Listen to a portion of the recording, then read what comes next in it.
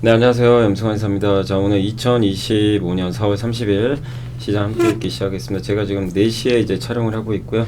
내일 또 연휴라서 우리나라 증시는 또 이제 쉬어가는데, 내일 휴일이라 이제 미국은 열리니까 뭐 변동성이 나올지 모르겠습니다. 자, 오늘 일단 이제 미국 증시 좀 살펴보고, 우리나라 증시 오늘 좀 안 좋았죠. 이제 기업들 실적 발표하면서 오늘 또 특히 2차 전지가 막 급락해가지고 참 어렵습니다. 바이오도 오늘은 좀 하락을 했고, 그래서 한국 증시는 이제 최근에 미국 증시가 좀 계속 오르는 반면에 한국은 좀 정체된 그런 모습이고, 오늘 뭐 이 증권주가 난리가 났었죠. 증권주 뭐 관세 영향 없네. 그러니까 지난 제가 사실 토요일 날 강연회 때 주제도 그거예요. 관세랑 무관하게 그러니까 관세 태풍을 이겨낼 그런 좀 대체 불가능하거나 영향 안 받는 게 뭐가 있나, 이제 이런 걸 찾아보자는 거죠. 예. 근데 그런 섹터들이 최근에 계속 이제 돌아가는 것 같아요. 어제는 뭐 엔터 드라마, 오늘은 건설, 뭐 증권, 이런 섹터들이 좀 돋보였던 것 같고, 다만 실적에 따라서 관세에 영향이 있는 기업들은 참 답답한, 그래서 위가 좀 열리지 않는 그런 좀 장세였던 것 같습니다. 오늘 일단 좀 내용들이 많은데, 미국 말씀드리고, 유럽 이제 LNG 얘기 좀 있고요. 두 가지 정도 있고, 스페인 어제 포르투갈 정전됐죠. 저희가 이제 투온 투게더에도 올려드렸죠. 그 내용하고, 삼성 파운드리가 이제 이 나노칩 생산 협의다. 이거 여러분들이 안 믿으실 거예요. 저거 뭐 저런 얘기 한두 번 들어보냐. 근데 좀 제발 좀 됐으면 좋겠고, 그다음에 트럼프 행정부가 자동차 관세 완화 발표했는데, 이거 가지고는 좀 부족하긴 합니다. 슈퍼마이크로 컴퓨터가 어닝 쇼크 나와서 엔비디아가 오늘 좀 반도체 안 좋은 게 저 이유 때문이고, 오늘 기업이 좀 되게 많아요. ST팜, 삼성전기, 하이브, 강원랜드, 현대건설, DLENC, 크래프톤, 롯데정밀화학, 숲, JVM, 슈프리마, 아이센스, 삼성전자 오늘 컨퍼런스 콜이 있었고요. 니토 보세키, 저도 잘 모르는 기업인데 보고서 보다가 나와서 설명해 드릴게요. 슈나이더 일렉트릭은 이 변압기 관련 기업입니다. 요걸 통해서 우리나라도 변압기 한번 볼 필요 있고, 또 조선업종, 유럽의 친환경도 뭐 결국 먹고 사는 문제 앞에서 일부 후퇴할 것인가, 쉽지 않은 2분기지만 이거는 이제 운송 쪽이고, 전자공시, 넥스틴, 에이징앤드, 크래프톤, 스마트레이더 시스템, 네오이즈, T3가 있고요. 그 다음에 이제 어제 이제 좀 너무 늦게 발표해가지고 못 설명드렸던 현대코퍼레이션은 보고서들을 안 쓰는 것 같아요. 예, 오늘 보고서가 없고, 아무튼 어제 되게 잘 나왔고요. 예, 어닝 서프라이즈 나왔습니다. JVM 어닝 서프라이즈까지는 아닌데 잘 나왔고, 크래프톤은 완전 어닝 서프라이즈가 어제 나왔죠. 그리고 오늘 하나비전 실적 발표했는데, 기존에 작년 이맘때 실적이 없기 때문에 전분기랑 비교했는데 전분기 대비해서는 뭐 압도적인 실적을 냈고, 풍산도 좋은 실적 냈고요. 하나 에어로스페이스 덩치에 걸맞는 아주 좋은 실적을 냈습니다. 글로비스는 요새 우려감은 있지만 좋은 실적, 영업이익 5천억 나왔고요. 산일전기도 실적 잘 나왔어요. 근데 이것도 역시 작년 이맘때 실적이 없어서 전분기, 직전분기랑 대비해보면 확실히 잘 나왔습니다. 그 다음 페노션도 실적 잘 나왔고요. 영업이익 1100억 넘었고, 아모레퍼시픽이 아침에 실적 발표했는데 잘 나왔어요. 영업이익 1177억, 어닝 서프라이즈가 나왔습니다. 그리고 녹십자도 예상보다 훨씬 잘 나왔어요. 다만 이게 실적 내용은 아직 확인 안 해봤고 숫자만 지금 말씀을 드렸습니다. 그래서 여기까지 한번 말씀드리고 바로 시작하겠습니다. 자, 오늘 일단 하워드 러팅 상무장관 때문에 오늘 올랐어요. 이분이 나오면 사실 시장이 안 좋은데 오늘은 좋았어요. 왜냐면 이 사람이 좋은 얘기를 했어요. 그래서 다우가 0.75%, 나스닥 뭐 다 빠졌다 올랐는데, 오늘 주요 상승업종 금융 필수 소비재 소재가 올랐고요. 금리 떨어졌고, 오늘 경제지표 안 좋았습니다. 유가 급락했고.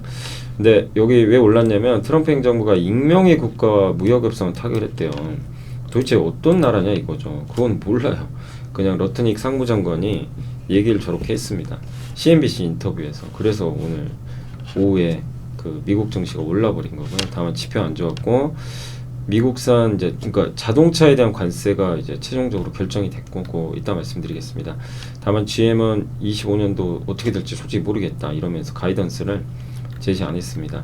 트럼프 행정부가 익명의 국가, 이게 어딘지 모르는데 거래를 완료했고요.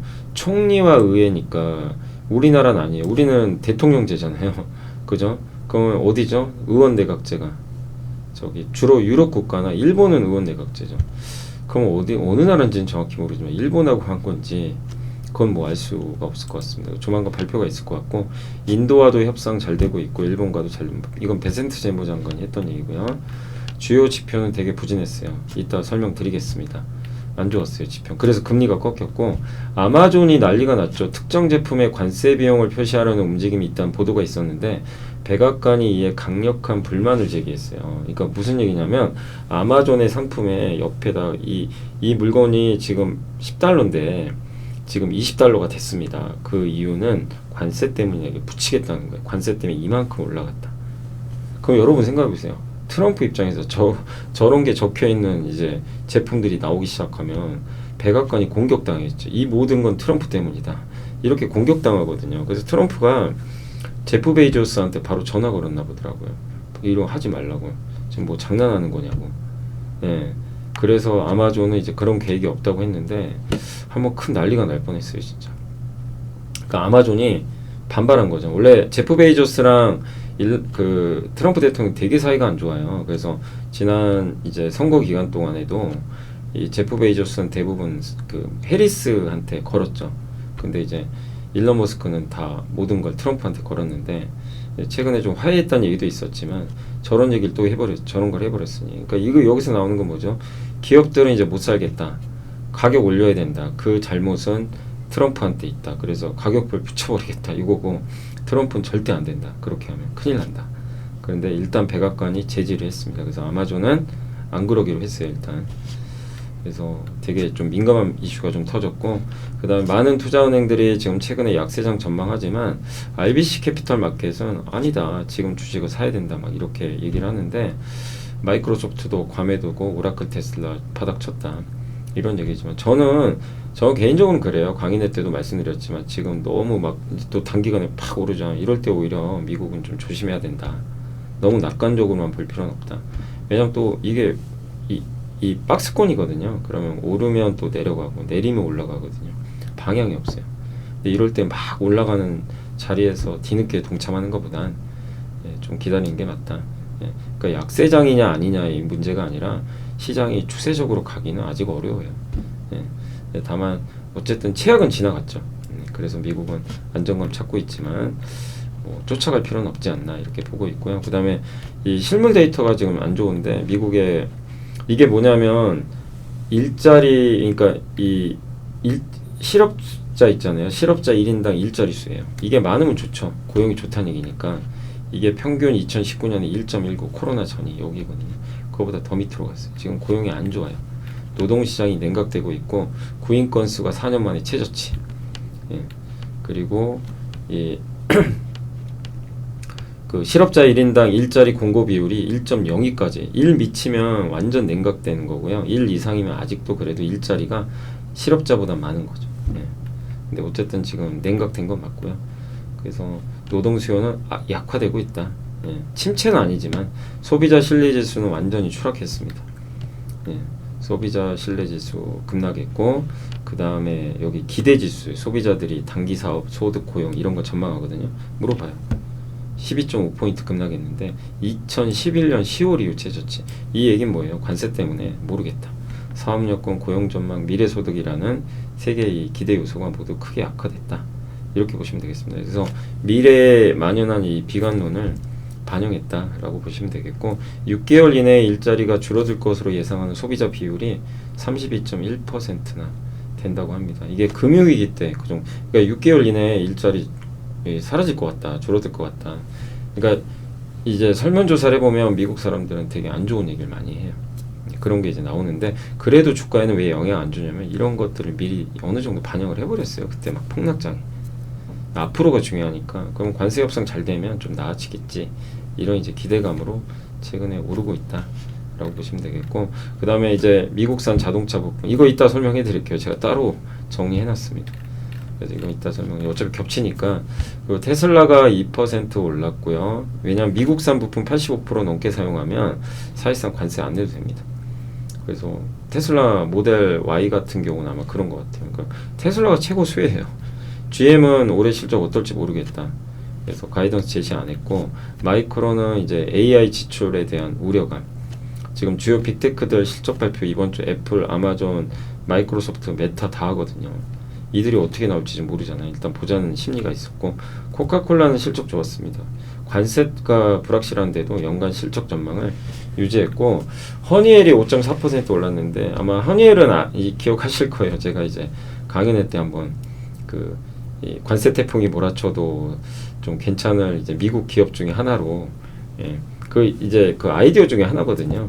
그러니까 미국이 공장을 많이 지을 거 아니에요. 근데 이거 사실 제가 이런 내용들은 그때 한 2, 3주 전에 한번 소개를 해드렸어요. 미국이 제조업 공장을 많이 지을 때 도움이 될 수 있는 기업들 해가지고 미국에서 밸런스라는 이제 그 투자 잡지에서 나온 글을 제가 소개해드린 기억이 있습니다. 거기에 이제 허니엘 같은 기업도 들어가 있거든요. 그 내용이에요. 근데 이제 이번 1분기 실적 잘 나왔고, 뭐 빌딩 자동화 매출도 뭐 어떤 이제 건물 같은 거 만들 때 도움을 주는 거고, 또 항공우주 기술도 좋았습니다. 그래서 미국 제조업 리쇼어링의 수혜 기업 중에 하나예요. 근데 이번에 실적이 좋았고, 근데 이 회사가 그 다우지수에 들어가 있어서 오늘 다우지수가 상대적으로 좋았죠. 힘스앤허스는 이제 그 노보노디스크 이제 위고비 있죠. 비만 치료제. 요게 원래 약국하고 노보노디스크가 그 정해놓은 약국에서만 구매가 가능해요. 위고비를 지금은. 근데 이거를 원격으로 해주겠다는 거예요. 원격으로 회사거든요. 힘스앤허스가. 그래서 로앤라이프 MD랑 힘스앤허스랑 제휴하겠대요. 그래서 주가가 날라가 버렸어요. 노보노디스크가 기존 공급망 외에도 이거 어떻게 보면 온라인으로도 구매할 수 있게 해주겠다는 거죠. 그래서 이제 오늘 그래서 뭐 이 비만 치료제 관련 기업들도 덩달아 올랐고, 다만 오늘 하나솔루션이 급락한 이유는 퍼스트솔라가 주가가 안 좋았는데 실적은 좋았는데 그 관세 때문에 좀 불확실하다 이 얘기를 했나 봐요. 그래서 시간에서 급락했고, 오히려 사실 하나솔루션은 관세 수혜주죠. 중국을 규제해버리니까. 그렇지만 오늘 일단 미국 경쟁사인 퍼스트솔라가 좀 시간에서 빠지면서 영향을 좀 받았다라고 보시면 되겠습니다. 그러나 기본적으로 뭐 태양광 이 관세 영향 없을 수는 없는데 하나솔루션에 뭐 억지로 볼 필요는 없지 않나 그렇게 생각하고 있고요. 주요 이슈는 일단 이제 LNG 관련해서 두 가지, 그 유럽이 미국의 LNG의 80%를 지금 구매하고 있고요. 원래 러시아에서 파이프 통해서 들어오는 걸 PNG라 그래요. 파이프. 근데 그거는 공급 중단이에요. 전쟁 때문에. 그럼 러시아도 LNG 배로 해줘요. 있는데 그 러시아 공급량의 3분의 1을 미국으로 바꾸고 있어요. 앞으로 더 늘어나겠죠. 그걸 미국이 원하니까. 그래서 북극의 야말 플랜트 중심으로 한 러시아 LNG가 공급량이 35나 감소했고, 미국의 LNG 수출은 급증한 거죠. 그러니까 조선주한테 이건 좋은 거죠. 스페인이 5배나 늘었어요. 그래서 요게 이제 그 미국산 LNG를 수입하는 유럽 주요 국이 영국과 터키가 많고요. 여기 프랑스까지. 독일은 뭐 아니죠. 독일은 좀 제한적이고, 그 다음에 스페인이 많이 늘었습니다. 글로벌 러시아 수출 아무튼 급격히 감소했습니다. 그래서 우리가 여기서 느낄 수 있는 건 이제 앞으로 계속해서 미국산 LNG 수출은 더 늘어날 거고, 유럽, 아시아로 많이 가겠죠. 그래서 LNG는 배로 수출하니까, 그러면 이런 걸 보면 LNG 운반선. 근데 이건 이제 우리가 다 아는 아이디어니까 이것도 새로운 아이디어다 이러지 마시고 확인하는 거예요. LNG 뭐 여전히 좋겠구나. 근데 이미 주가는 많이 더 올랐잖아요. 그러니까 요거 가지고 뭐 또 뭐 좋으니까 투자하자 이러시면 안 됩니다. 그리고 이미 이건 반영은 어느 정도 된 거고요. 다만 이제 아이디어 확인 차원이죠. 저런 또 이슈가 있으니까 LNG 여전히 좋겠구나. 호주의 우드사이드도 미국의 LNG 프로젝트 승인 받았대요. 그럼 미국의 또 LNG, 이거 호주 기업이 뭐 하려고 여기다 이 승인 받겠어요? 수출하려고. 그죠? 그래서 미국에서 LNG 루이지애나 주에 있어요. 그래서 미국 근로자를 활용해서 미국에서 LNG를 이제 시추해서 여기서 수출하겠다. 여기서 주요 수요처는 유럽과 아시아로 갈 겁니다. 여기에요. 루이지애나 쪽 여기 있어요. 여기서 이제 LNG 프로젝트 승인해서 이제 보내겠다는 거죠. 여기 챗 GPT가 그려준 건데 맞나요? 제가 그것까지 확인 안 해봤는데 GPT가 거짓말하는 경우가 한 번씩 있어가지고. 근데 여기서 그냥 제가 생각나는 대로 바로 다 적은 거예요. 저는 제가 이제 공부한 거 바탕으로. 그러면 LNG 프로젝트면 저기서 LNG 액화 공정 있잖아요. 가스를 얼리는 거죠. 영하 165도로. 관련된 기업 S&T 에너지 공기냉각기 얼리기 위한. 차트 인더스트리 미국의 경쟁사예요. S&T 에너지의 경쟁사입니다. 그러니까 미국 기업도 있어요. 쉐니어 에너지는 미국의 최대 LNG 수출 기업이고, 성광매도 태광은 이제 파이프라인용 피팅, 그 다음에 거기에 또 LNG 이런 운송을 많이 하면 벙커링선이 많이 필요하죠. 연료를 대야 되니까. 그러면 제조하는 미포, 그런 탱크 만드는 세진중공, 요게 이제 생각이 이제 나서 바로 적어본 건데, 아무튼 이제 이런 밸류체인들은 계속해서 우리가 좀 공부하면서, 주가가 너무 올랐으면 기다리시고, 주가가 그러니까 나중에 폭락장이 혹시 오면 그럴 때 이제 그 한번 고민을 해볼 필요는 있다. 지금은 다들 많이 올랐어요. 다만 또 급락장이 나중에라도 올 수 있으니까 그걸 또 미리 준비하는 것도 괜찮을 것 같습니다. 그리고 이제 스페인 어제 기억하시죠? 유도 대기 진동 개념도라고 하는데, 여기에 스페인 내륙에 온도 변화 때문에 초고압 전력선에서 진동이 이렇게 발생했대요. 이게 유도 대기 진동이래요. 여기서 너무 더워서 대기 온도 때문에, 그러니까 이상기후 때문이죠. 이게 이렇게 막 흔들리나 봐요, 진동이. 그래서 이게 장애를 일으키면 유럽 전력망이 교란 초래해서 주파수의 불균형이 발생하는데, 그래서 이거를 끊어버리나 봐요. 그래서 연쇄적 발전소 가동 중단돼서 셧다운 돼버린 거예요. 이게 신재생 에너지 때문이라는 얘기가 있는데, 신재생 에너지는 24시간 전력을 일정하게 공급하기가 어려워요, 원래. 그런데 스페인과 포르투갈은 태양광 풍력 비중이 월등히 높거든요. 프랑스는 안 그래요. 프랑스는 원전 비중이 높고. 그래서 이제 우리가 여기서 느낄 수 있는 건, 신재생 에너지 많이 하는 국가들 전력 불안감이 있겠구나. 그럼 그걸 보완하는 게 ESS잖아요. 전기를. 그러려고 ESS 하는 거죠. 이걸 보면서 느낀 게, ESS 여전히 중요하고, 그렇다고 스페인과 포르투갈이 그러면 옛날 화석연료로 갈까요? 아닙니다. 화석연료 중에 LNG는 하겠지만 옛날로 돌아가기는 어려워요. 그럼 그걸 보완해 줄 수 있는 거. 근데 이거는 어쨌든 유럽도 이제 전력망 불안에 노출된 거고, 미국만이 아니라. 그래서 다 같이 필요한 것 같아요. LNG도 필요하고, 원전도 필요하고, 신재생 에너지 필요하고, ESS 연료전지 변압기 배전방, 전반적인 인프라 구축이 필요하다. 이거는 숙제잖아요. 전 인류의 숙제예요. 그래서 뭐 최근에 뭐 변압기니 막 신재생 에너지니 막 왔다 갔다 하지만 관련 산업의 수요는 좀 계속 이어지지 않겠냐, 이렇게 보고 있고, 제일 지금 안 좋은 게 해상풍력인데, 다만 미국이 안 좋은 거지. 해상풍력에서 유럽, 대만, 우리나라도 해상풍력을 해요, 적극적으로. 그러니까 미국만이 좀 안 좋다. 그러니까 해상풍력이 망했다라는 생각은 하시면 안 됩니다. 망한 것 같죠, 요새 주가 보면. 근데 그렇게 생각할 필요 없는 것 같아요.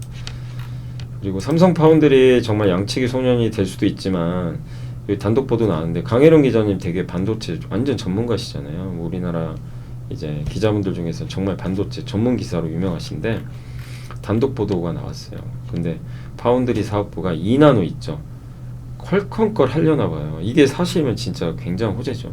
근데 시장은 안 믿어요. 한두 번 속아보냐, 약간 이런 느낌입니다. 근데 원래 퀄컴과 삼성 파운드리는 협력사예요. 퀄컴이 요청하면 삼성이 만들어줬는데, 2022년도에 그 갤럭시 나왔을 때 발열 문제 터지는 거 있죠. 결별해버렸어요. 그래서 TSMC로 바꿔버렸죠, 당시 발열 문제 때문에.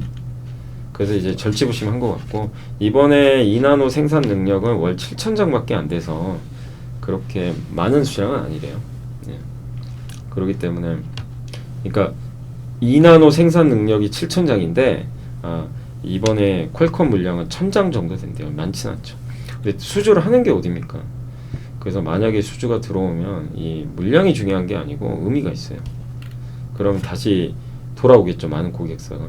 TSMC에만 의존했던 회사들이 퀄컴과 잘하네, 들어온단 말이에요. 그래서 정말 중요한 거예요.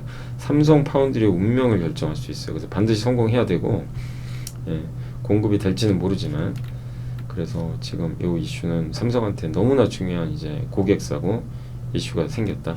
다시 퀄컴이 복귀한다면 좋겠죠. 다만 이거는 우리가 지금은 알 수가 없고, 하반기는 대학 확인이 좀 가능할 것 같습니다. 자동차 관세는 뭐냐면, 이 좀 복잡할 수 있는데 1년, 2년 나눠서예요. 그러니까 한마디로요, 2년 안에 자동차 부품을 이든 미국 그러니까 자동차든 간에 미국에서 팔고 싶으면 다 안에다 만들라는 얘기예요. 그 시간을 주겠다는 겁니다. 그러니까 이걸 무조건 좋아야 될지 모르겠어요. 일단 1년간은 미국에 생산한 차량 소매 가격 있죠, 거기에 15%에 크레딧 줘요. 뭐 그런 걸 보상금 주는 거죠. 그럼 그걸 받아서 부품이 25% 관세 들어오죠, 해외에서 들어오면. 거기다 그거를 이제 그걸로 충당을 하는 거예요. 그러면 3.75% 관세가 면제돼요. 그래서 사실 그렇게 많은 건 아니죠. 근데 이걸 깎아주겠다는 거. 아니 25% 관세 그거 부품 외국산 부품 25% 들어가잖아요. 이거에서 3.75를 깎아준대요. 아니 해줄 거면 다 깎아주든가. 예, 그냥 면세해주든가. 원래 시장에서는 면세할 줄 알았거든요. 부품 관세. 근데 그건 아니에요. 내야 돼요. 일단 세금은. 관세는 2년 차에는 좀 더 줄어요. 10%만 줍니다. 차량 가격에. 3년 후에는 없는 것 같고 수입 자동차 있죠. 25% 관세 그대로 적용됩니다. 수입하는 자동차는. 예, 외국산 부품도 25%, 수입 자동차 25%. 다만 미국에서 조립한 차는 이제 관세를 일부 면제. 그리고 미국에서 조립한 자동차가 미국산 부품이나 미국, 캐나다, 멕시코 자유협정 통해 만들어진 부품을 85% 이상 사용하면 1년 동안은 관세를 면제해 준대요. 예, 그런 내용입니다. 그러니까 결론은 뭐냐면 뭐 여러 이유들은 이제 내용들은 있지만 미국에 생산한 자동차라고 해도 외국산 부품 사용하면 이게 테슬라 그랬거든요. 25% 관세 내야 되지만 향후 2년간은 3.75%와 2.5%의 관세를 인하해 주겠다. 예, 그걸 이제 제시를 한 거고 단 미국에 생산해야 돼요. 다른 나라 생산은 의미가 없어요. 미국산 부품을 85% 사용하면 1년간 관세 안 내도 된다. 그럼 누가 제일 좋아요? 테슬라죠. 딱 봐도. 그죠? 예, 그래서 우리나라한테는 뭐 엄청 좋다 이건 아니고 자국의 포드나 테슬라한테 확실히 우호적인 정책을 내놨다. 결론은 자동차 관세 대폭 인하는 없었고 예, 관세 내라. 예, 대신에 미국에서 많이 생산하면 좀 면제해 주겠다 일부. 요런 이슈라고 보시면 되겠습니다. 환호하기가 좀 어렵다. 좀 아쉽다 이렇게 말씀드리고 싶고 슈퍼마이크로 컴퓨터는 어닝 쇼크가 나왔습니다. 이게 예상보다 실적이 완전 꺾여버렸어요. 이게 분기 성장률이 200% 나오다가 18% 성장밖에 안 돼요. 이제 매출 성장이 꺾인 거죠. 근데 이유는 뭐 플랫폼 결정도 지연되고 매출이 이연됐다고 하는데 이건 자세한 내용 모르겠어요. 안 나왔어요. 네. 그리고 AI 서버 시장 투자 수요가 이거 이제 꺾인 거 아니냐 이런 또 우려가 또 나와서 시간에서 이제 관련 기업들 주가가 안 좋았고요. 예. 그러니까 슈퍼마이크로 컴퓨터는 엔비디아 AI 칩 받아서 그거 조립해가지고 데이터 센터에 서버 공급하는 회사거든요. 세부 내용은 5월 6일날 공개한대요. 그러니까 지금은 몰라요. 그때 이게 일시적 부진인지 구조적 문제인지 확인이 가능합니다. 그걸 한 번 더 확인할 필요 있다. 다만 이제 오늘 이런 뉴스가 나오다 보니까 엔비디아가 좀 빠졌고 이런 거는 이제 우리나라 반도체한테도 일단 부담으로 적용을 한 것 같습니다. 그래서 AI까지 한번 설명해 드렸고요. 그 다음에 이제 보고서 한번 말씀을 드리겠습니다. 오늘은 이제 기업이 왜냐하면 실적 시즌이다 보니까 너무 많아서 일단 기업부터 좀 설명해 드릴게요. ST팜이 어제 실적은 안 좋았어요. 예상 하인데 그 내용은 괜찮아요. 올리고 있죠. 예, 원료의약품 RNA 치료제 원료가 올리고인데 요거 매출이 증가했고 수주잔고의 80%가 2,200억 원이 되거든요. 이게 올해 납품 예정이래요. 납기 이제 만들어서 주는 거죠. 원료의약품을 이 회사가 대신 만들어서 제공하죠. 근데 그게 2,200억이 올해 반영될 수가 있대요. 그러면 매출 목표가 올해 3,200억이니까 충분히 달성 가능하고 1분기가 실적 바닥이다 이렇게 보고 있는 것 같습니다. 그리고 8월 21일 ST팜이 원료를 공급하는 유전성 혈관 부종 치료제 FDA 승인도 일단은 좀 예정이 돼 있는 것 같아요. 네, 그래서 그런 부분도 염두에 두시면 되겠습니다. 아우 죄송합니다. 제가 이게 한참 방송하고 있는데 23분 아이고 이걸 또 안 켜놓고 했네. 아, 제가 왜 이러네요. 예. 지금 더 잘 들리시죠? 저거 이걸 또 혼자 빼놓고 열심히 그냥. 예. 그래서 앞부분 또 근데 이제 보고서 부분부터 제가 지금 꽂고 하고 있는데 아무튼 죄송합니다. 예. 이 마이크가 이걸 여기 옆에다 이제 제가 여기다 딱 예, 제 정장에 딱 꽂고 하다 보니까 가끔 저기 아마 들리시긴 할 거예요. 예. 소리가 이제 그쪽으로 들어가니까 근데 조금 작게 들리는 건 좀 양해해 주시고 다시 채웠습니다. 대신증권은 그렇고 저희 당사 신지훈 연구원님은 고지혈증 치료제 이 렉비오가 핵심 수주 품목인데 상업화됐어요. 이게 이 회사 제품이 매출이 폭발하고 있어요. 그러니까 이건 호재죠. 연간 1조 이상은 매출 나올 것 같아요. 여기에 이 ST팜이 공급하니까 그건 좀 좋겠죠. 얘가 렉비오가 잘 되면. 그리고 올해 제일 중요한 게 4분기에 제2 올리고동이 가동 예정입니다. 그러면 생산량이 증가해서 세계 1등과 이제 대등한 경쟁을 할 수도 있어요. 자, 그리고 삼성, 그래서 일단 숫자는 좀 안 좋았지만 실망할 필요는 없다. 요게 이제 STP하면 일봉인데, 여러분들이 요새 이제 차트 우리 배웠잖아요. 어떠세요? 차트 딱 보면 뭐 이평선은 제가 안 그어놨는데 하락은 끝났죠? 하락은 끝났어요. 거의 추세적으로는 하락은 이제 거의 끝났고 옆으로 갑니다. 옆으로. 그죠? 여기가 바닥이죠. 예. 이제 옆으로 가요. 여기서 이제 모멘텀이 나와야 이제 가는 건데, 그건 기다려 봐야죠.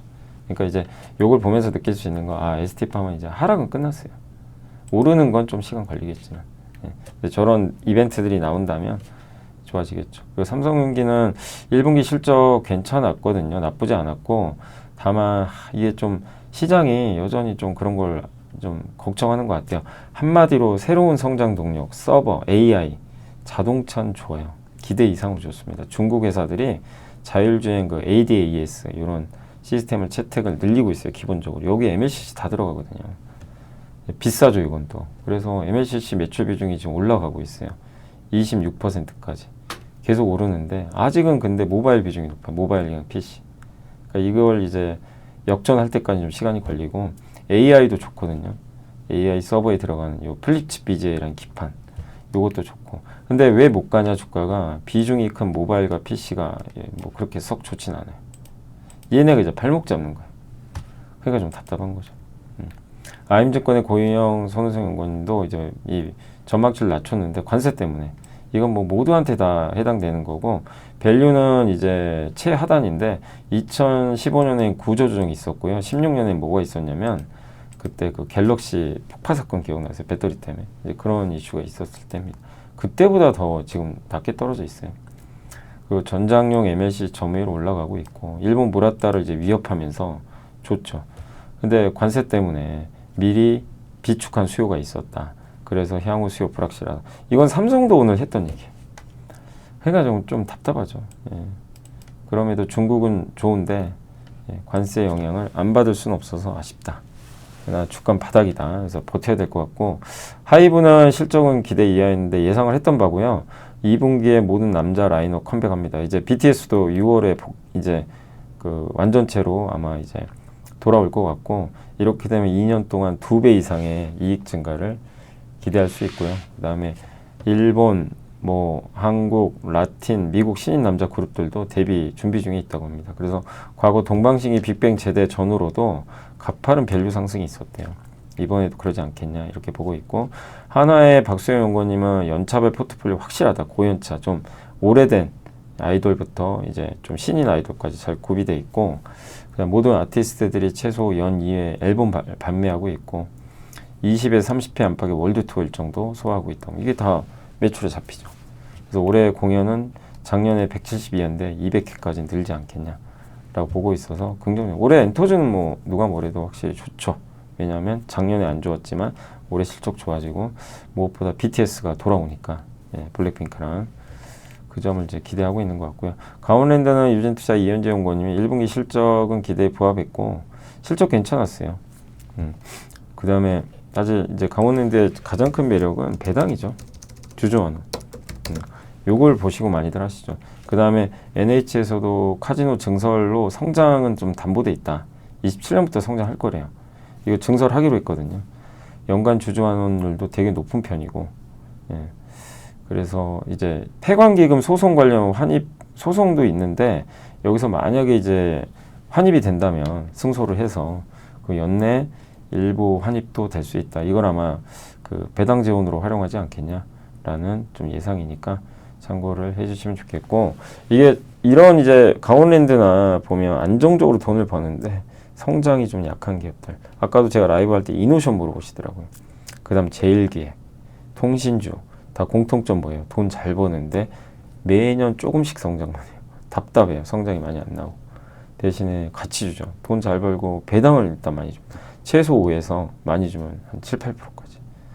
그러니까 이제 아까 한 분이 그럼 계속 이노션을 모으셨나 봐요. 막 급락할 때.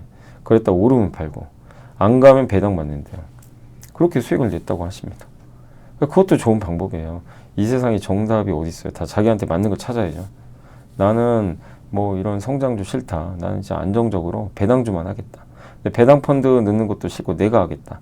그러면 배당 많이 주는 기업들이죠. 대표적으로 뭐 은행주, 증권주, 또 이런 뭐 강원랜드도 있고 통신주도 있고 많죠. 몇 개 찾아보시면 그런 기업들을 깔아놓고 폭락할 때 사는 거예요. 폭락할 때 팍 망가져 있을 때. 예. 뭐 물론 이제 실적이나 한번 점검해 보시고 크게 문제가 없으면 그랬다가 안 가면 배당 받고 주가가 급락하면 배당 수익률이 훨씬 올라가긴 하거든요.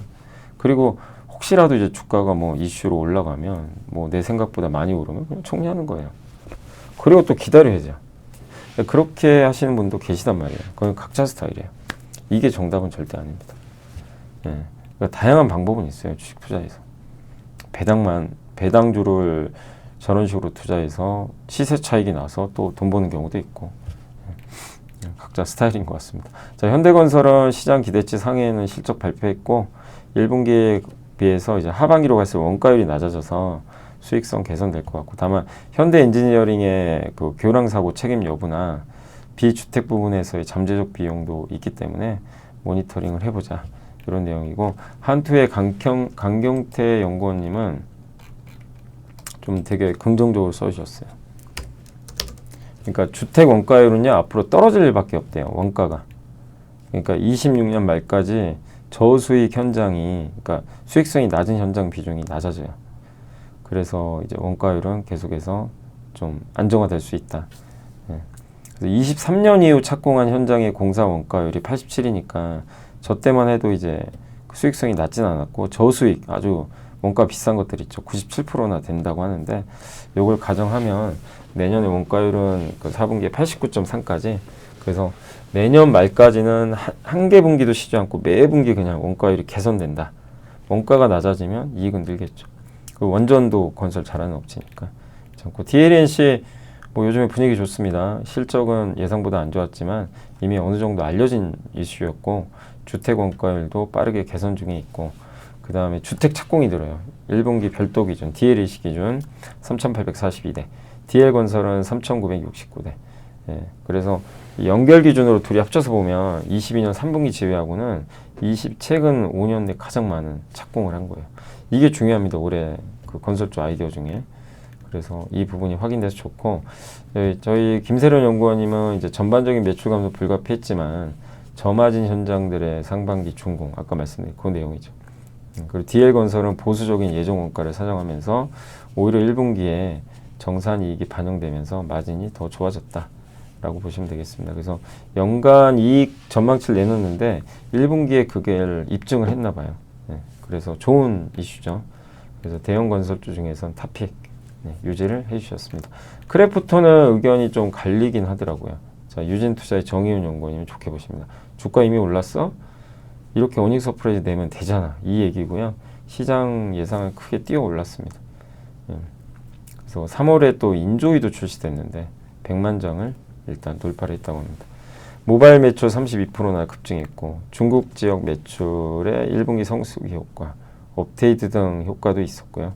인력을 좀 충원하면서 인건비는 증가했다. 일단 실적 자체는 되게 잘 나왔어요. 예.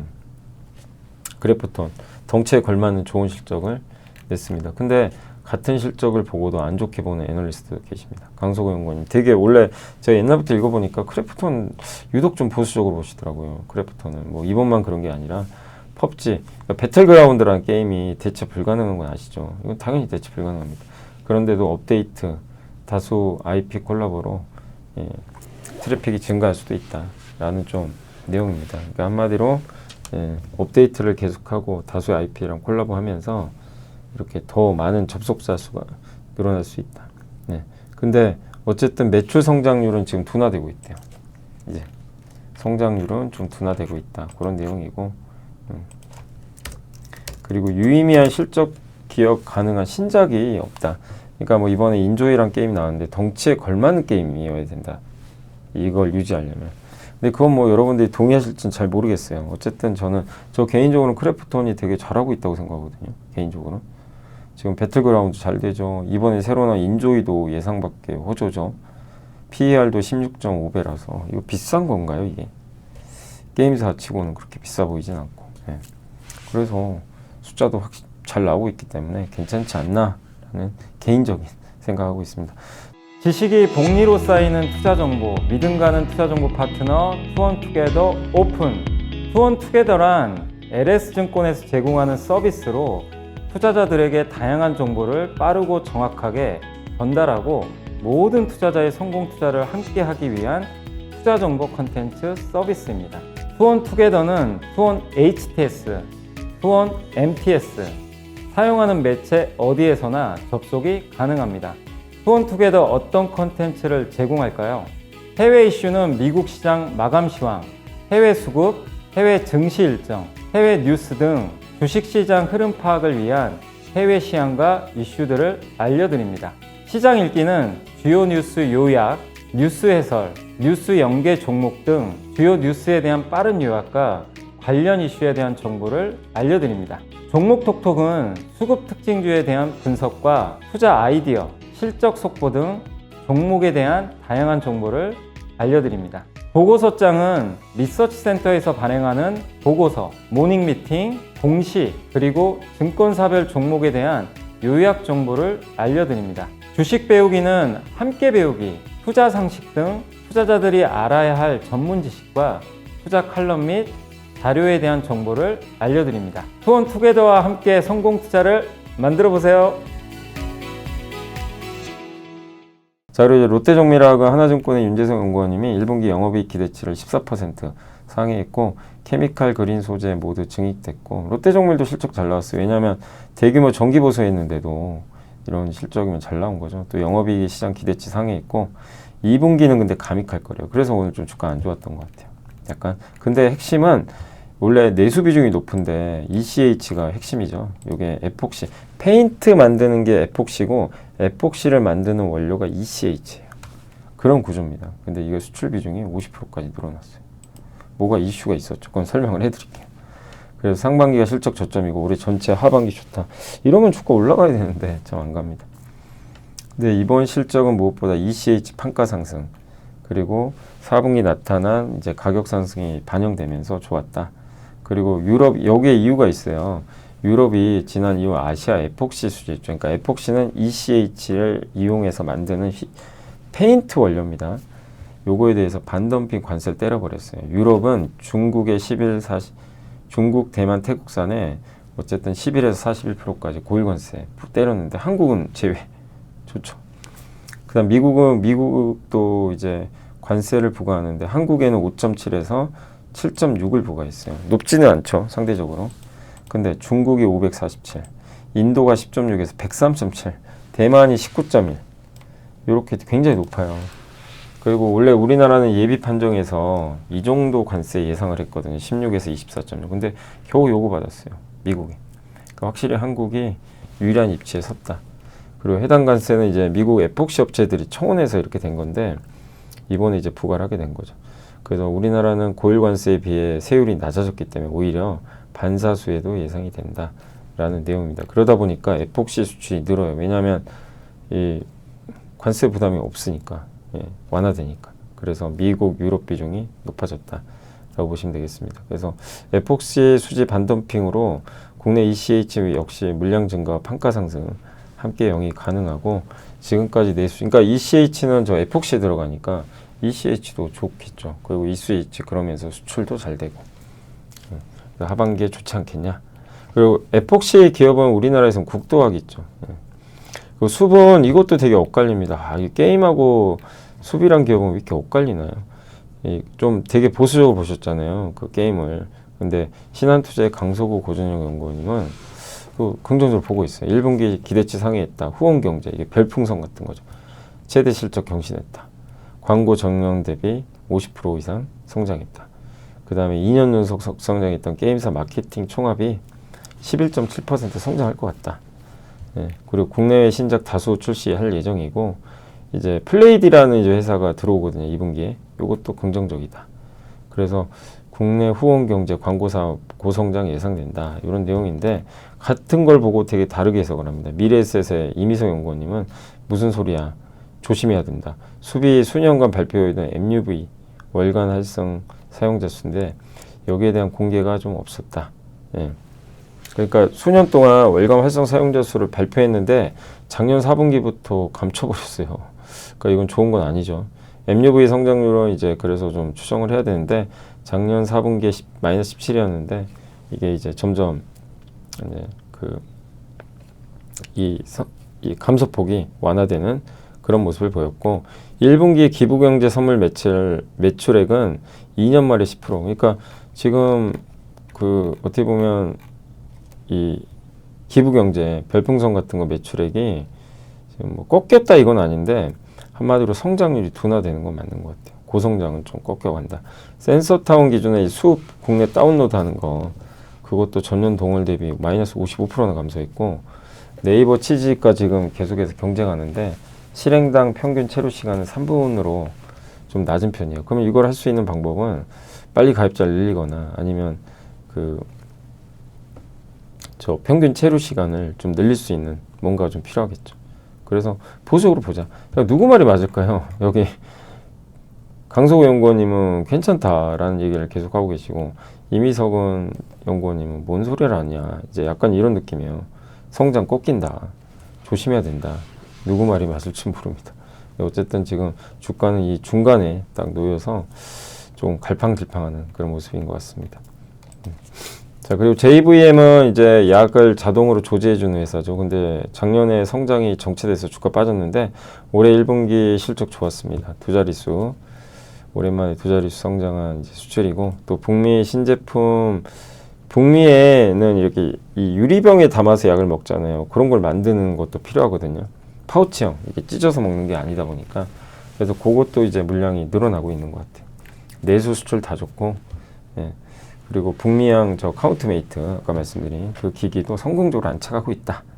그래서 괜찮지 않냐라는 의견이고 슈프리마도 실적 보안 회사죠. 이렇게 물리 보안 예. 여러분들이 뭐 출퇴근하실 때 이게 비수기가 맞니 매출액 영업이익 아주 급증을 했고 1분기가 전통적인 비수기거든요. 네, 1분기는 그럼에도 불구하고 실적이 좋았어요. 글로벌 보안 시장도 성장하고 있고 2분기부터는 H그룹사의 북미 SI양 매출도 본격적으로 반영이 된다고 합니다.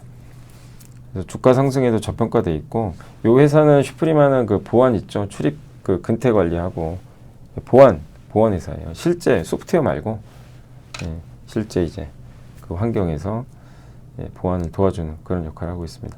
높은 기술력과 해외 물리보안 시장의 수주율을 감안하면 국내 사이버 보안점 멀티플과 디커플링 필요하다. 그러니까 한마디로 우리나라는 좀 저평가돼 있으니까 주가 재평가 필요한 거 아니냐 이런 내용입니다. 자, 그리고 아이센스가 이제 무보정 연속 혈당 측정기 없이도 잘 해냈다. 아직은 혈당 측정기가 무보정이죠. 보정을 해야 돼요. 그러니까 되게 번거로워요. 그래서 아마 고객사가 많이 못 늘어났던 것 같아요. 저 출시하고 나서. 일단 이번에 1분기 영업이익 좋았고 자가혈당 측정 사업에서 옛날 거 있죠. 그냥 본인이 직접 하는 거. 그 스트립은 14% 성장했지만 그러니까 그 스트립은 14% 성장했고 미터기 있죠. 이거 측정하는 그건 좀 감소했습니다. 연소혈당 측정기 매출은 31억인데 아직은 뭐 많지는 않죠. 해외가 11.5억 나왔어요. 그만큼 해외가 생각보다 좀 빠르게 잘 되고 있고 현단 진단 산업은 뭐 계속 감소하고 있습니다.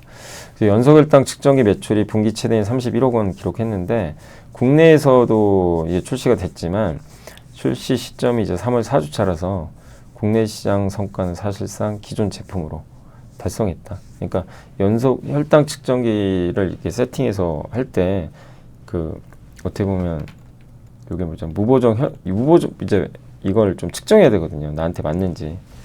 근데 그런 과정도 좀 번거롭기도 하고. 예. 어쨌든 근데 지금 분위기는 확실히 좀 좋아지고 있다. 예. 이걸 통해서 느낄 수 있고 올해 뭐 매출은 매분기 최대 실적 나올 것 같고 다만 올해 요 CGM 관련 임상 비용이 집행된다고 하거든요. 예. 이 임상 데이터도 좀 중요할 가능성이 높다라는 거 말씀을 드리겠습니다. 자, 삼성전자 컨퍼런스 콜을 했는데 오늘 실적 발표하고 뭐 이제 우리가 예상했던 내용들이죠. 근데 HBM은 반도체 수출 통제 영향을 실제 받고 있다고 합니다. 그래서 여기 좀 아쉽고 HBM3는 고객한테 엔비디아 공급했겠죠. 샘플을. 아직 결과 안 나왔고 HBM4도 일정에 맞춰서 하반기에 양산하겠다. 파운드리가 확실히 이제 하반기부터 좋아진다. 이런 얘기를 강조를 했고요. 메모리는 2분기 선행 구매 현상으로 하반기 좀 부정적이다라고 보시면 되겠습니다. 자, 그리고 일본 기업 중에 여러분들 생소하신 니토 보세키라고 있는데 이 메리츠에서 나온 자료고요. 공급 발생률 저유전율. 예. 그러니까 유전율은 절연 성능을 나타내는 지표거든요. 그리고 저열창 팽창 계수. 예. 이런데 이제 유리섬유를 좀 만든다라고 보시면 되겠고, 유리섬유는 CCL이라는 PCB에 들어가는 원재료거든요. 그 안에서 기계적인 강도를 결정을 해줘요. 그래서 굉장히 중요한 소재고 MLB 기판에도 많이 들어갑니다. 이게 CCL이에요. 이렇게 생겼고요. 예. 이게 원가 비중입니다. 원가는 확실히 가장 많은 게 그 동박이 좀 가장 많고 수지, 유리섬유 이런 부분으로 좀 구성이 되어 있는 것 같습니다. 글로벌 AI 서버 수요 급증으로 초저손실 CCL 핵심 소재인 저유전열 유리섬유가 공급이 좀 부족하대요. 공급이 굉장히 좀 부족하다. 근데 이 회사가 만드는 게 저 유리섬유거든요. 일본 기업이. 그래서 코어스형, 요게 이제 AI, 엔비디아 가속기에 들어가는 기판인데, 요거를 위해서 이제 열적 호환성이나 이런 거 확보하기 위해서 저열 팽창 계수 유리 이런 부분도 좀 적용이 되고 있다고 합니다. 그래서 유리섬유 밸류체인은 유리섬유 천이 있고, 이를 구성하는 유리섬유 실이 있어요, 실. 천과 실이 있습니다. 여기 나누는데 유리원료, 유리섬유 실, 그 다음에 유리섬유 천, CCL, PCL 이런 순으로 만든다고 합니다. 그래서 여기는 그 유리섬유실 시장은 초미세 유리섬유를 균일하게 생산해야 돼요. 그래서 굉장히 고도의 기술력이 요구된다라고 보시면 되겠습니다. 그리고 COWOS, 코어스, 요게 이제 TSMC의 공정이죠. 요거용으로 플립칩 BGA에 사용되는 T-글래스형 유리섬유는 어쨌든 여기서 독점 공급을 하고 있다라고 보시면 되겠습니다. 그러니까 되게 좀 알짜 기업이죠. 일본 기업 중에선 아직 반도체가 불확실하긴 하지만 니토보세키는 좀 자기만의 뭔가 그 부분을 확보한 그런 회사인 것 같습니다. 자, 그리고 슈나이더는 변압기 회사인데 미국과 중국의 양호한 데이터 센터 수요, 이런 수요는 좋아요. 서유럽은 좀 전력 이슈가 있었고, 그래서 두 자릿수 성장률 지금 기록 중에 있고요. 신규 수주 중에 데이터 센터 부분은 고객이 일정 부분 조정을 좀 감안한다고 해도, 마이크로소프트를 얘기한 건지 모르지만 그래도 두 자릿수 성장률 기록할 수 있다. 그리고 컨퍼런스 콜에서는 이튼이나 레그란드 같은 경쟁사와 마찬가지로 미국 내 생산 법인으로 들여오는 제품들은 관세 정착 영향이 일부 있다. 그러니까 한마디로 부품을 들어올 때 관세를 안 물 수가 없나 봐요. 이런 불확실성이 여전히 좀 아쉬운 상황이다 라고 보시면 되겠고, 그래서 미국 시장 내 공급 부족은 계속 이어지고, 변압기만의 문제가 아니죠. 많은 제품들이 공급이 부족하고, 그 중에 이제 변압기도 하나의 이제 상황이 될 수 있다라고 보시면 되겠습니다. 그래서 기본적으로 AI나 데이터 센터에 대한 문제는 없고요. 다만 이제 반도체 관련해서 어떻게 보면 이제 관세 영향, 이 부분이 어떻게 반영될지 그게 좀 불확실하고, 오늘 사실 삼성전자도 그랬거든요. 아까 말씀드렸지만 삼성전자도 핵심은 이거예요. 예측가 어렵다. 그 다음에 일부 선행 구매가 있었다. 그러니까 이제 실적을 못 믿는 거예요. 이런 것들이 좀 부담이 된다. 이건 좀 아쉽죠.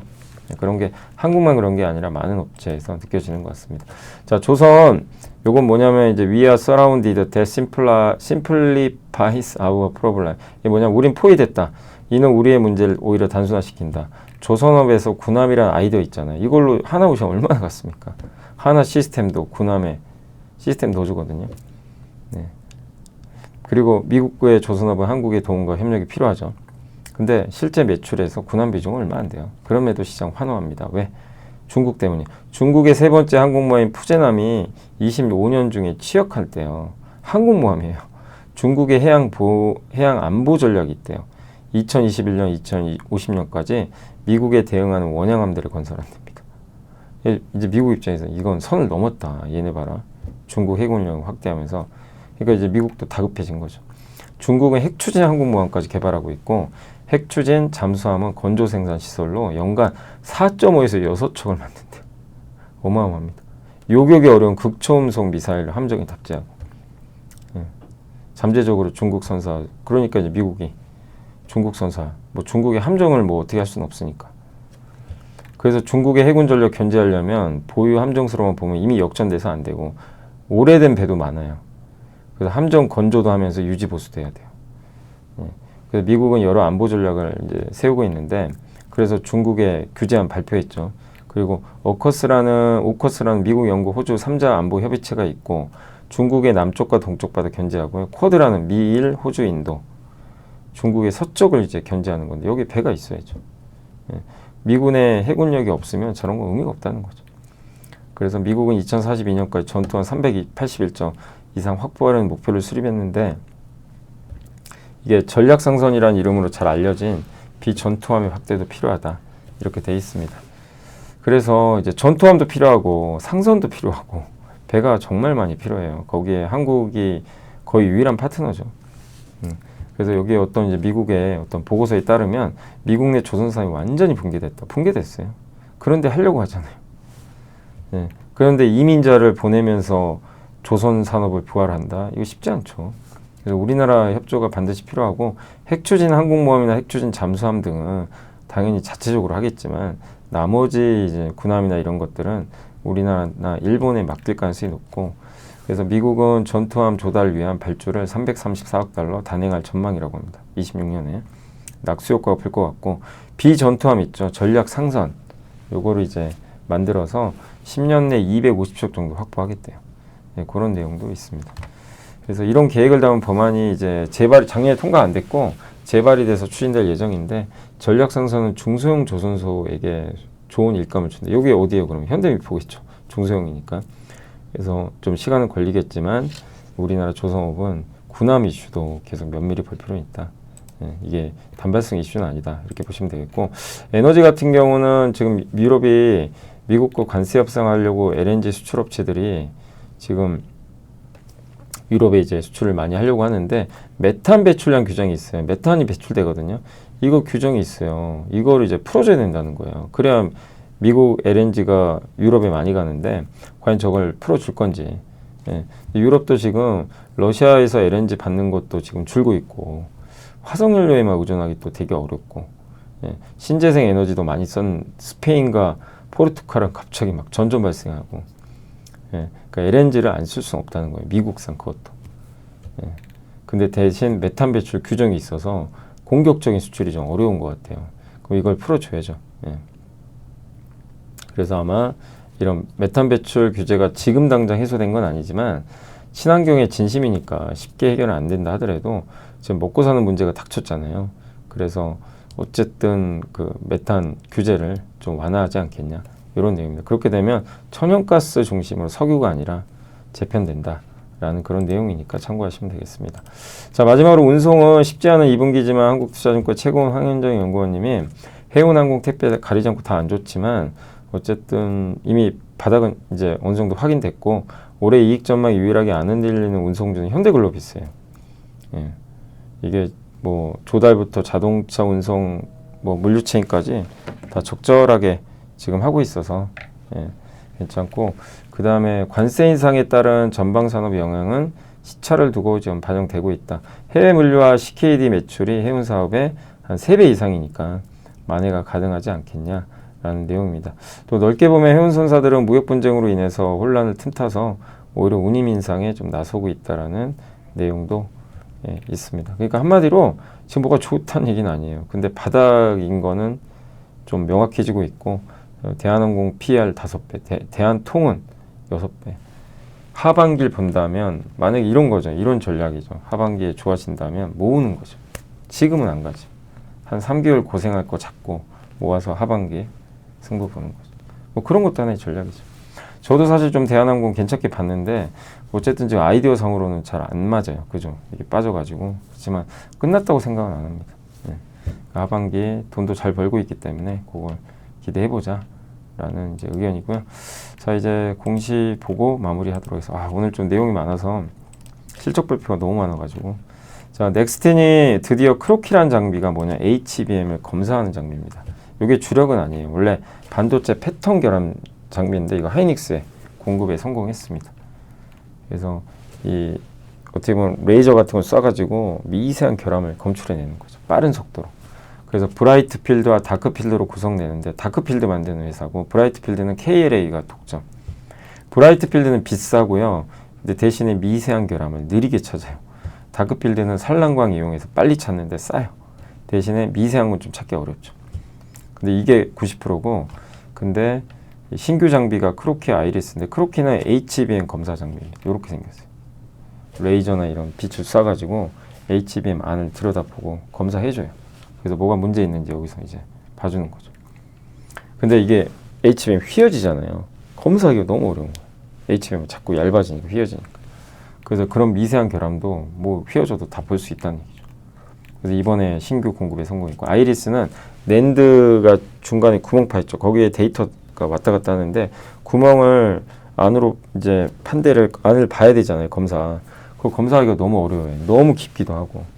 그리고 옛날 장비로는 파괴가 돼요. 그 안이. 근데 이 근적외선 레이저를 이용해서 파괴하지 않고 보는 거예요. 이런 장비들을 만듭니다. 그래서 중국 비중이 너무 높아서 항상 이제 아쉽다는 평가를 받지만 왜냐하면 중국이 줄어버릴 수도 있으니까 그러나 이런 신규 장비가 공급된 건 굉장히 긍정적인 것 같습니다.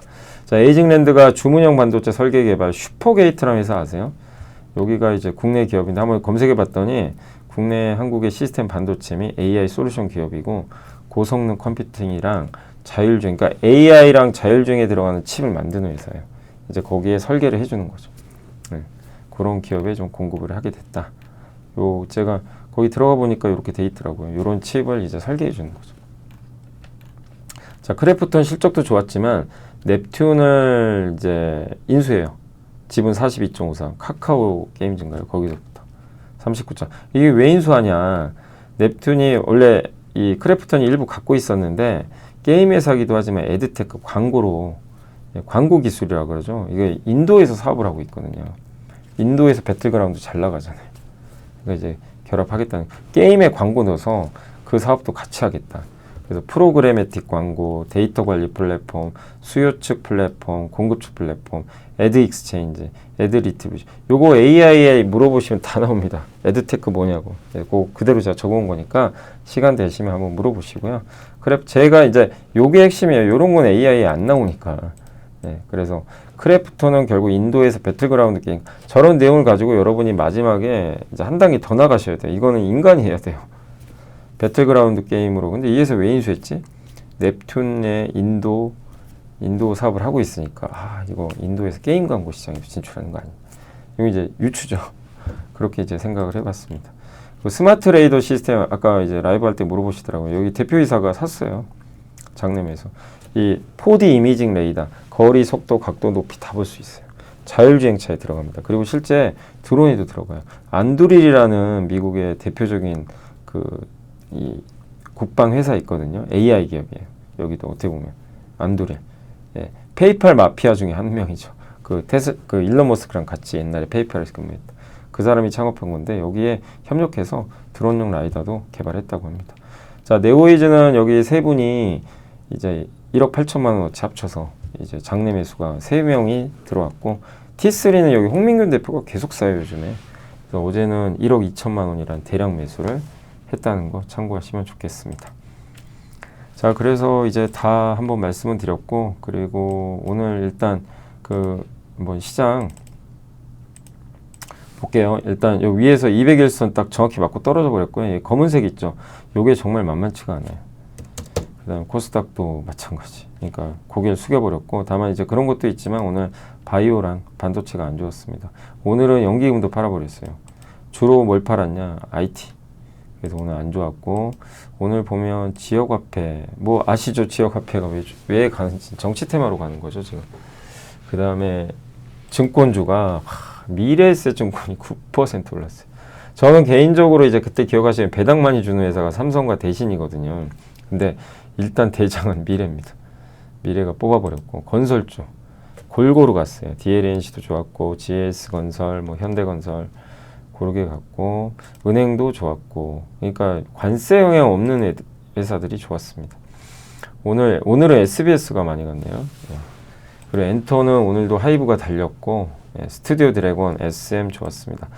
인터넷은 네이버가 좋았고요. 그다음에 면세점도 요즘에 분위기 좋죠. HDC도 이제 2만 원을 향해서 가는 것 같습니다. 그러니까 관세 영향 없는 회사들로 이게 붙고 있는 것 같아요. 이제 요 정도인데 여기는 시총들이 크지가 않으니까 시장에 영향을 못 줍니다. 잘은. 근데 오늘은 유심 관련주 테마죠. 어떻게 보면 이제 그 SK텔레콤 사고 때문에 2차 전지 오늘 한번 제가 다음 주에 그러니까 금요일에 한번 설명해 드릴게요. 저도 봤는데 LG엔솔이 오늘 실적 발표했는데 확정 실적이고 기존에 발표는 예전에 했는데 좀 생각보다 더 안 좋았던지 오늘 폭락해 버렸고 그 다음에 정치 테마 빠졌고 그래서 오늘 2차 전지가 안 좋았고 그 다음 반도체도 안 좋았어요. 뭐 PCB나 다 그죠. 2차 전지 반도체 바이오 여기가 다급락하니 뭐 어렵죠. 그래서 오늘은 시장이 안 좋았습니다. 뭐 명백하게 분위기 안 좋았다. 삼성, 하이닉스 다 빠졌고 LG엔솔 다만 내수주 이런 금융주 다 좋았고 LG화학도 좋지가 않았고요. 효성중공업도 어제 스페인 이슈로 올랐다가 오늘은 빠졌고 LGCNS 실적 좋았지만 빠졌고 하나솔루션은 오늘 퍼스트솔라 영향을 받았습니다. 코스닥은 바이오가 안 좋았고요. 알테오젠이 3% 급락했고 이유는 없어요. 뚜렷하게. 로봇주 안 좋았죠. 그러니까 주도주들 다 던져버렸어요. 알테오젠, 레인보우 로보틱스, 파마 리서치, 펩트론, ABL 바이오. 그죠? 여기 다 주도주들이잖아요. 엔터 빼고는 그냥 추풍 낙엽. 주성도 빼버렸고 그나마 ST팜, 스튜디오 드래곤 버텼고 카페24, 동진세미케, CJENM 좀 버텼고 네. 오늘 그리고 여기 유진테크, 반도체 소부장 다 안 좋습니다. 조선기저지도 안 좋고 한마디로 오늘은 그냥 많이들 흔들렸어요. 그래서 오늘 그리고 일부 바이오에선 비만치료제 있죠. 한미약품 기억하시죠? 여기 비만치료제 내년에 결과 나오잖아요. 오늘 좋았고 하이브 증권 반면 오늘 일부 정치 테마랑 2차 전지 변압기가 안 좋았습니다. 코스닥은 테마주 네. 그리고 여기 뭐 화장품에서 인그루드랩, 스튜디오 드래곤 이 정도 괜찮았고요. 뭐 나머지는 넵튠은 이제 최근에 좀 저번에 올라서 그런지 그 크래프톤이 이제 인수한다는 게 아마 선반영했겠죠, 그죠? 여기 보시면 그래서 오늘 재료가 노출돼서 그런지 주가가 빠져버렸습니다. 네, 아무튼 그런 정도로 오늘 마무리하겠습니다. 그래서 오늘 시장은 전체적으로 안 좋았고 내일 쉬는 날인데 좀 우울하게. 근데 늘 말씀드리지만 장이 안 좋을 때, 그러니까 오늘 뭐 이렇게 하라는 게 아니라 시장이 많이 막 이렇게 요동치면 또 오히려 기회로 삼으시고 편하게 오르면 오히려 조금 물러나시고 다만 못 오른 기업들은 상관이 없어요. 그런 기업들이 아마 지수랑 상관없으니까 그런 걸 잘 구분하셔서 대응하시면 좋겠습니다. 자, 오늘 어쨌든 고생하셨고요. 저는 이제 내일은 영상 없습니다. 제가 뭐 준비할 시간이 없어서 내일은 없고 이제 뭐 금요일 날 다시 좀 찾아뵙겠습니다. 내일 하루 잘 쉬시고요. 저는 뭐 내일도 저 라디오 출연이 하나 있어요. 저기 그 불교 방송 아침에 제가 그 내일 8시 반에 불교 방송 하죠. 불교 방송 라디오 거기 좀 출연이 있어서 거기 일단 갈 예정입니다. 그래서 아무튼 오늘 고생들 하셨고 예, 저는 금요일 날 또 찾아뵙겠습니다. 내일 연휴 잘 보내시고요. 내일 쉬는 날 예, 금요일 날 뵙겠습니다. 감사합니다.